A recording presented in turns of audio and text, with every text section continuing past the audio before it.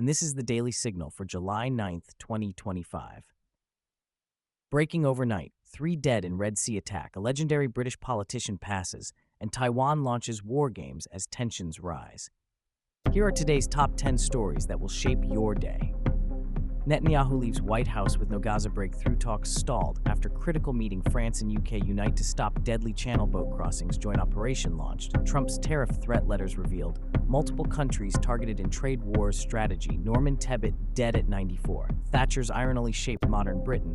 Police hero dog Bruno murdered with nail-laced food. Italy outraged. Haiti's iconic hotel Olofsson destroyed by gang violence. Cultural landmark lost. Taiwan launches massive war games, simulated attacks. Test China defenses. Trump talks interior decorating during cabinet meeting. Policy session derailed. 3 killed in how to Red Sea. Attack global shipping threatened. Australia's mushroom murder trial continues. Aaron Patterson's motive still unknown. Now let's dive into each story. Breaking overnight. Israeli Prime Minister Benjamin Netanyahu quietly departed the White House yesterday with no announcement of progress in Gaza ceasefire talks. This is critical because it signals diplomatic efforts may be falling apart. Here's what happened. Netanyahu met with senior U.S. officials throughout the day, but sources confirm no breakthrough deal emerged. The silent departure speaks volumes. Typically, any progress would be immediately announced. Why this matters to you? Failed negotiations mean continued regional instability, potential oil price spikes, and ongoing humanitarian crisis affecting millions. The lack of progress also raises questions about America's influence in Middle East diplomacy. Meanwhile, in Europe, French President Emmanuel Macron just announced a joint France-UK operation to stop deadly small boat crossings in the English Channel. This is unprecedented cooperation on one of Europe's most dangerous migration routes. The key detail: enhanced patrols will launch immediately, targeting smuggling networks that have killed hundreds attempting the crossing. Both countries are committing naval resources and intelligence sharing. Here's why this affects you. Success could reduce the humanitarian crisis and ease political tensions between European allies. Failure means more deaths and continued strain on UK-France relations. Speaking of international tensions, new details emerge about countries that received tariff threat letters from former President Trump. The list is longer than previously known, targeting China, EU members, Canada, Mexico, and several others during his administration. The real story is how these letters shaped current trade relationships. Countries are still adjusting policies based on those threats, affecting everything from your grocery prices to tech costs. This connects to our next story about political legacies. Norman Tebbit, the iron-willed conservative who helped reshape Britain alongside Margaret Thatcher, died peacefully at home yesterday at age 94. His death marks the end of an era in British politics. You'll want to remember this number. Tebbit survived the 1984 IRA bombing that nearly killed him and his wife, becoming a symbol of resilience. His "get on your bike" speech defined conservative welfare policy for decades. Why this matters? Tebbit's policies on unemployment, trade unions, and economic reform still influence British politics today. His death removes one of the last direct links to the Thatcher Revolution. In related developments, this detail will horrify you. Bruno, a heroic police bloodhound in Italy, was deliberately murdered with food laced with nails. The dog was known for helping capture dangerous criminals. Here's what they're not telling you. This wasn't random violence. Bruno was specifically targeted because of his effectiveness in tracking down suspects. The nails were designed to cause maximum suffering. Italian authorities are now investigating this as an attack on law enforcement itself. The real impact: other police animal units are now at risk, potentially hampering crime-fighting efforts across the region. Meanwhile, violence erupts in Haiti. The legendary Hotel Olofsson in Port-au-Prince has been completely destroyed by gang violence. This isn't just a building, it was Haiti's cultural heart, hosting everyone from diplomats to artists for decades. The critical detail: this destruction symbolizes Haiti's complete collapse into chaos.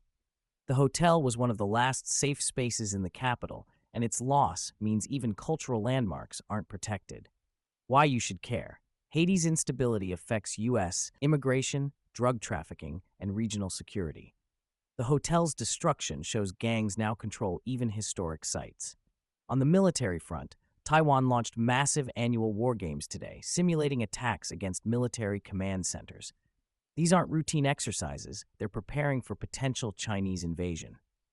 Breaking overnight, the drills include air, sea, and cyber defense scenarios designed to test Taiwan's readiness. Military officials are treating this as their most important exercise yet. Here's what happened. Taiwan is demonstrating both defensive capability and resolve to international allies, particularly the United States. The timing sends a clear message to Beijing about Taiwan's determination. Speaking of unusual political moments, in a bizarre twist, former President Trump used a cabinet-style meeting to discuss interior decorating choices instead of policy matters. This actually happened, and it's making headlines for all the wrong reasons. The key detail: advisors expected serious policy discussions, but Trump spent significant time debating wall colors and furniture arrangements. The unusual focus drew immediate criticism as a distraction. Why this matters: it highlights Trump's unique leadership style and raises questions about his priorities as he seeks political relevance. The incident reflects his ongoing influence in political circles. Meanwhile, deadly violence strikes shipping. 3 people are dead after Yemen's Houthi rebels attacked another commercial ship in the Red Sea. This is the latest escalation in what's becoming a global shipping crisis. Here's the critical update. The attack occurred in one of the world's busiest shipping lanes, threatening global trade routes. International naval forces are now increasing patrols in response. This means higher costs for everything you buy. The Red Sea handles 12% of global trade, including oil shipments. Each attack drives up insurance costs and shipping delays that reach your local stores. Finally, Australia's most mysterious trial. The mushroom poisoning trial that's captivated Australia continues, but why Aaron Patterson allegedly did it remains a complete mystery. This case has gripped the nation for months. You'll want to remember this detail. Patterson is accused of serving deadly mushrooms to guests, but prosecutors still haven't established a clear motive. The mystery deepens with each day of testimony. The real story: this case highlights dangers of foraging and food safety that affect anyone who picks wild mushrooms. Expert testimony is revealing how easily edible and poisonous varieties can be confused. The trial continues for several more weeks, with no verdict expected soon. Looking at today's stories, 3 critical themes emerge that will shape your world. First, global instability is accelerating. From Gaza to Haiti to the Red Sea, violence is disrupting normal life and commerce. These aren't isolated incidents. They're connected patterns of conflict that affect everything from gas prices to supply chains. Second, international cooperation is both breaking down and strengthening.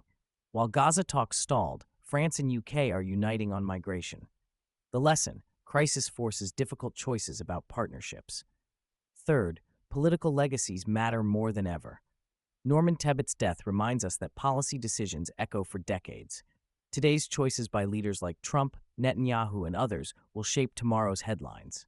Here's what you need to watch: maritime security in the Red Sea, Haiti's expanding chaos, and Taiwan's military preparedness.